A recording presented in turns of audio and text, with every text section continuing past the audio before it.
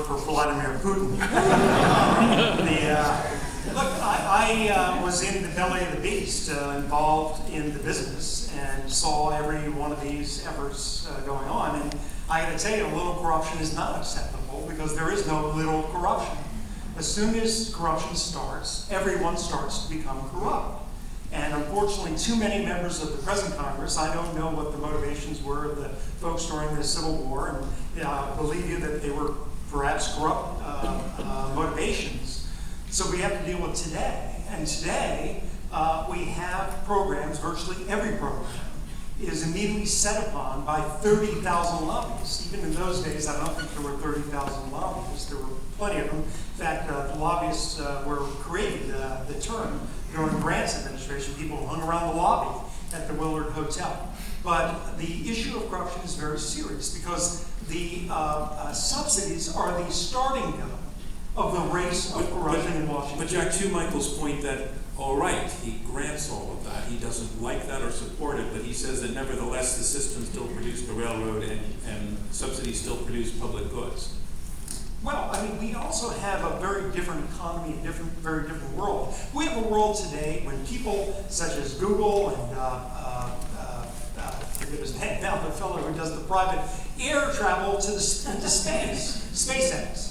Okay, we aren't living in a world where the government is the only entity that can do things. We have many, many very powerful companies that, on their own, without government incentives other than what their lobbyists can get them, can successfully process. Let's take Gordon into the conversation. Look, I would argue, similar to Michael, but maybe take a slightly different tack, that corruption is most endemic when government is weak. So we actually had a fairly corrupt government in the 19th century. We had a system here in Europe and in England where people were paid according to how well they collected fees and taxes. People were paid according to how well they... With enormous respect, we are in terrible shape in terms of the corruption in this country right now. We are in terrible shape in Congress, where members of Congress are spending their time raising money from people who want corporate subsidies.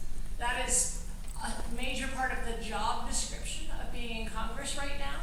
And we have a huge corruption problem with capture of the federal agencies. And that corruption problem is softer. It's not as explicit as the congressional one. But the revolving door right now with, for instance, FERC is extraordinary. The financial incentives of the federal agency overseeing pipeline approval are to oversee pipeline approval. We have a corruption crisis. So yes, there are some examples of times that there are particular laws that might have been passed even though members were bribed. But in this particular moment, which is why I actually think there's real moral urgency to this debate, is that there's a real danger in saying, yeah, there's always a problem, some good things have happened. It's a time for pretty serious structural reform. Michael, Can I respond? Please do. Yeah, no, I understand the argument. The argument is that if you remove the incentives for political corruption, then you reduce or remove the corruption. The mechanism of corruption is campaign finance, right? So it seems to me, rather than saying if we do less regulation, there will be less incentive to bribe the congressman. If we do less subsidy, there will be less incentive. Why not just address it directly, right? Because, and here's a hypothesis for it, just throwing this out here. What if we had public funding of members of Congress, right? And then after they retired, they could never become lobbyists. They're they become professors or something.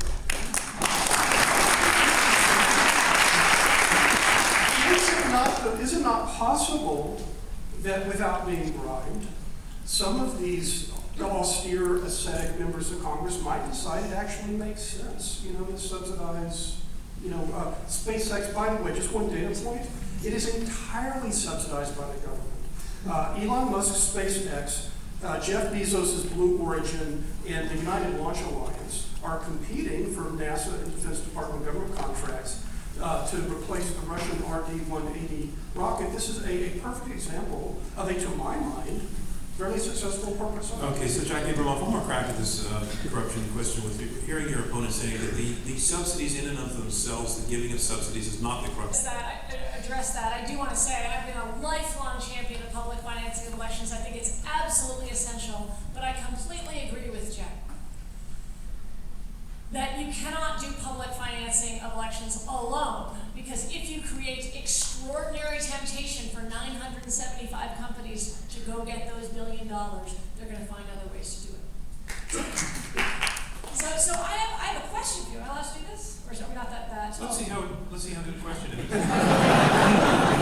is. So this serious question for Kate. Right now, today, if you can eliminate all fossil fuel subsidies and eliminate all corporate subsidies, do you not believe that the radical elimination of those billions of dollars in fossil fuel subsidies would do more than adding on to an already corrupt and problematic system? No. So you would keep the fossil fuel subsidies and just have Well, less? she gets to explain that. I would not keep the fossil fuel subsidies, but I would remind you that the fossil fuel subsidies have been in place, as I said, for over a century, which means the infrastructure that we've built for all of our energy systems and transportation systems is built for fossil fuel. Even if you eliminated all the fossil fuel subsidies today, you would still have an uneven playing field for the guys trying to come in and be competitive in that infrastructure. We don't do public charging of electric vehicles. We do a lot of gas stations. Yeah, that's what you mean, is that there are gas stations all over the country. There are gas stations all over the country. There are major. So you're saying that transmission lines. in order to catch up and get places, electric chargings have used renewable energy industry as a great example of that. One of them has skin in that game. What's your response to that? Or do you concede that that's one of those industries where you would go for subsidies or not? Well, this is one of the parts of the program where Zephyr and I are going to disagree. I am a conservative, and I don't believe, based on the history of subsidizing solar, in fact, Michael, I read a piece you wrote 3 years ago commenting about how the UK cut out properly their subsidies for solar, or at least I understood it to be that. And again, I'm against subsidies certainly for fossil fuels. I'm not personally perhaps as wrapped up in the I hate fossil fuels discussion, although I do hate it when I fill my car up and have to pay the bill. But I'm coming from the other side politically. I just believe that as I look at the macro situation, that having subsidies for favored projects, that yes, I understand Kate, does a lot of good work in this area, and she should be lauded, and I'm a personal supporter of solar energy, but I'm not certain it's a good idea to have Washington bureaucrats making decisions that the private sector has decided is not necessarily something they want to do. Okay, now because you've indicated that you have a division between the two of you on this, normally we like to let both sides respond. We can debate each other. And since Michael, you say, is sort of on your side, maybe we should move all of the chairs just for this round. Zephyr, what's your take on this? I guess I have a slightly different view, again, with great respect to Kate. Right now, if we could get the predatory powers off the backs of people who want to install solar, of businesses that want to install solar, that we actually had a truly open, actual level playing field. I don't think we need breakthrough technology. We just need the capacity for solar, geothermal, wind, and a hydro to actually compete, and it would explode.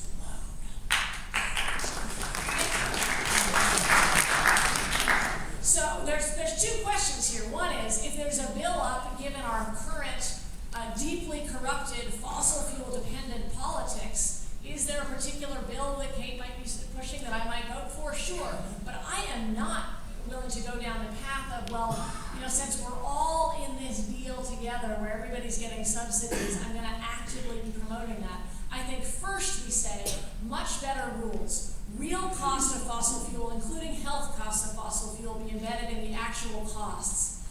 Better competitive rules. So that right now, a company should put a solar panel on their roofs. It'll be paid back within 7 years, except for predatory utility companies and fossil fuel companies that are. Kate, and you get 2 in a row. Just quickly, yeah. Two things. One, to be clear, of course I support eliminating oil and gas subsidies because they're mature technologies and they're very profitable. Why would we be continuing to subsidize them? I think that test should apply to everybody, not just